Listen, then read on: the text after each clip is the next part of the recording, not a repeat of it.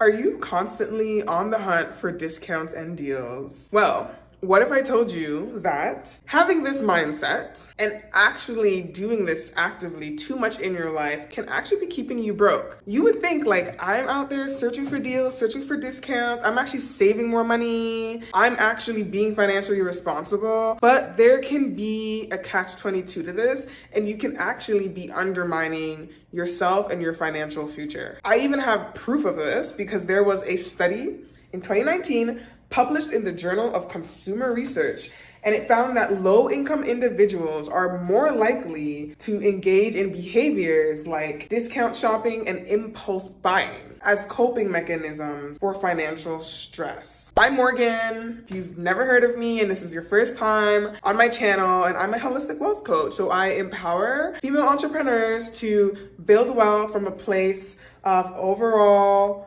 inner well-being. Today, we are going to dive into why chasing discounts might be hurting your finances more than helping, and I'll explain a little bit more the psychology around why this is and how you can overcome discount shopping in the wrong ways so that you can shift your focus towards true wealth building and financial freedom. And one of the biggest reasons why chasing discounts is that it could come from a place of scarcity. So when we think about scarcity and us having a scarcity mindset, it really just means that you are someone that never thinks you have enough. And in this particular situation, you think that you never have enough money. You don't see in front of you all the ways that you could be resourceful. And so because you feel like you are always running out of money, you never have enough, you are going to be someone who is most likely going to focus on looking for discounts and also only purchasing when there are discounts. And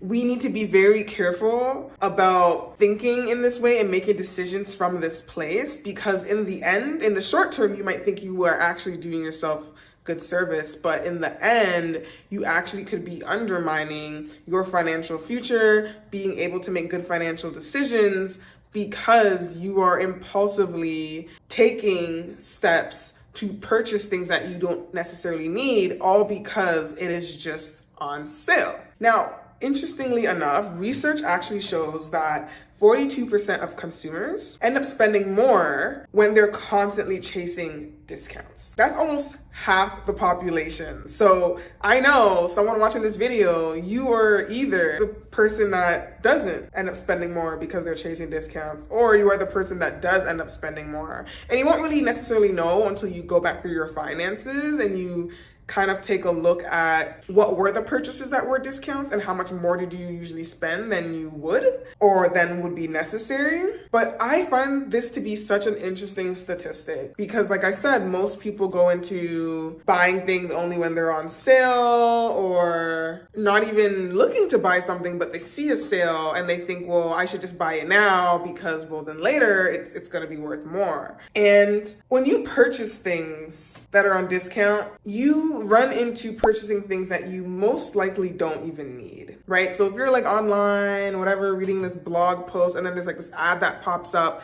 and it's like 50% off. You go clicking that, but you had no intention. If you never saw that ad, you would not have purchased that item, right? And if you think about it, that money that you spent to purchase that item that you didn't even really need could have went to something else. It could have went to, your savings, paying down some debt because of all this impulse spending, or even adding into your investments. So having things on discount doesn't necessarily mean that you are going to save more. I actually also recorded a YouTube video on how your insecurities are keeping you broke too. So you definitely will want to check that one out, especially if you're someone who is impulse buying out of this sense of FOMO and feeling like, well, society says that this is an item or an experience that I should have, then I am going to overextend myself financially to have it just because it's on sale or there's a discount, right? So definitely, I think it would be really important to see some of those overlaps in like how your insecurities can also play a role in you impulsively spending and buying in tandem with how looking for deals and discounts can also impulsively tempt you to spend and set you behind financially as well. So you definitely want to check out that video if you haven't already. And also we need to be mindful of the quality of the item too, because sometimes things that are on sale are products that aren't selling well when they weren't on sale, and so they need to put it on sale to get rid of it as inventory. And sometimes cheaper items don't have the best quality, so we also need to be mindful of that quality versus quantity sort of trap, or the quantity trap, where we think like this is super cheap, but then the product doesn't last you a day because the manufacturing and the materials that went into creating this product were super cheap and was not durable enough to withstand how you were going to use it. Or even when it comes to a service, right? Someone's offering a service super cheap. It may not be that great of a service. You may not get the quality help that you need. So that is the cost in thinking that you're saving when really you probably aren't in the long run, because you're probably having to buy an item, those cheaper items more frequently, and you end up buying things that you probably don't need. There's also this element of the impulse buy that I spoke about, right? And whenever someone sees sale, these companies know how to get you. They know that if you see something that was supposed to be a certain price and now it's half that price,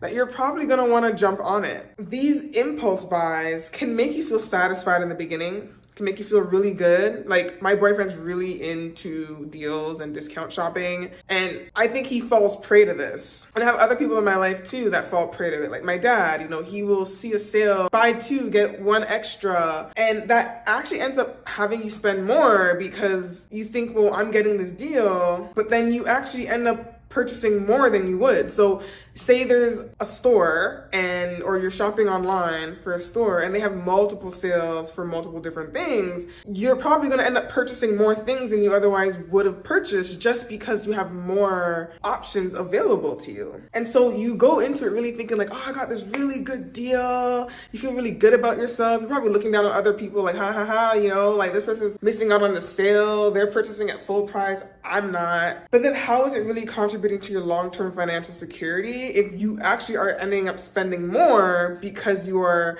participating in more deals than necessary? So don't let retailers play on your emotions. I work in marketing. There will always be another sale. If you miss a sale, there will be another one. So don't feel like you need to hop on this product or service right away. Once again, we want to get out of that scarcity mindset that like we will never have this opportunity again. Opportunities are plentiful and ripe, and there will always be another opportunity to purchase said item at a discount, or even a better item that you don't even know about right now, that you're not even aware of right now, but you haven't given yourself the opportunity and the chance to research and see what else is out there before investing and making this purchase. And we also want to think of the value that this product is going to add into our lives. So just because something is on sale doesn't mean that it's good for you. For example, at the grocery store, there are sales on lots of things. There could be a sale on strawberries, and there can also be a sale on toaster strudels. But what is probably going to be the healthiest for you? Maybe the strawberries, right? So if you feel like I'm not purchasing this just because it's on sale, but I'm also purchasing this because this is something I normally would have purchased anyways, and it just so happens to be on sale and it happens to be good for me, I know it's going to add value into my life and not detract, is also going to be important. Not just harboring things because it's cheaper, but harboring things that are actually going to help you achieve the goals that you want to achieve, but also improve your overall well-being in a holistic way. Not in the short term, not a quick high, a quick happiness fix, a quick way to fill in a void. It is something that is really holistically going to help improve your overall well-being for the long term. And so I just want to add that if we are focusing on moving away from a scarcity mindset, what is the opposite of that? An abundant mindset, right? We want to feel empowered around our finances. We want to feel confident about our financial journey. And we want to know that money is on our side, that money isn't this thing that we should be ashamed of or angry about or stressed about or anxious with. It should be a tool to help us live our life with more alignment and with more freedom to do the things that we want to do. So for me, I try every day to embody an abundant mindset. Even if I don't have the money that I want in my life right now, I have to practice this form of gratitude for the things that are in my life because of the money that I've had in the past. So do you have a roof over your head? Do you have clothes on your body? Did you eat today? Like, these are the things that are most important, because these are the basic fundamental things we need to survive.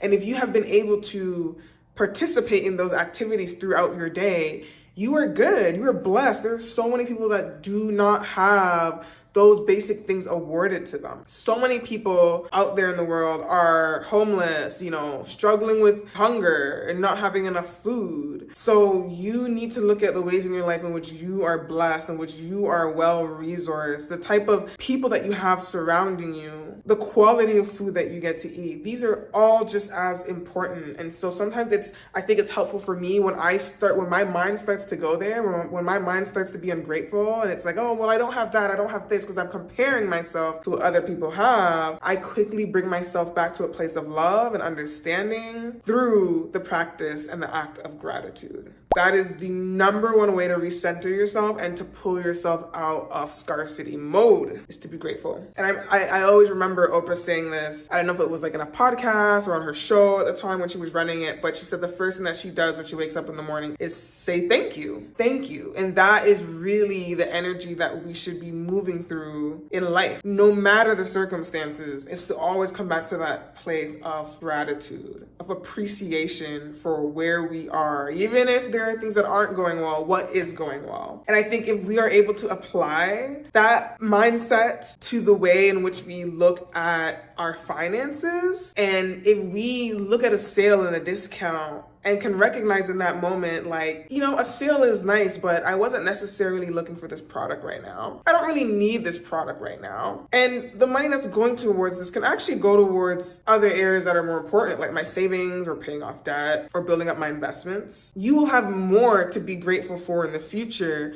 because of that in the moment awareness and understanding that you do not need to fall prey to things that companies and society tells you that you need, that you don't actually really need in that moment. And I think a really good strategy and hack, if you are someone that falls prey to discounts, is to not participate in a discount if it finds you, and to only participate in a discount if you were looking for it. So for example, if I've been thinking about getting a new blender for a couple months now, I probably want to get a Vitamix because Vitamixes are bomb. If you don't have a Vitamix, oh my God, sorry. I don't want to be that person to like tempt you to go buy Vitamix when you maybe don't have the money to buy Vitamix, or you don't need the Vitamix, but Vitamixes are amazing. Like, I'm really into, health and wellness, and in the mornings, I usually like to make a smoothie, and sometimes I get really into juicing. And so those are some products like I would love to have in my kitchen if I have the money to invest in it, right? But Vitamixes are amazing. So I could be looking for like a new Vitamix. There's like a lot of wear and tear on it, or I have an older blender that just like is really trash, and like I'm just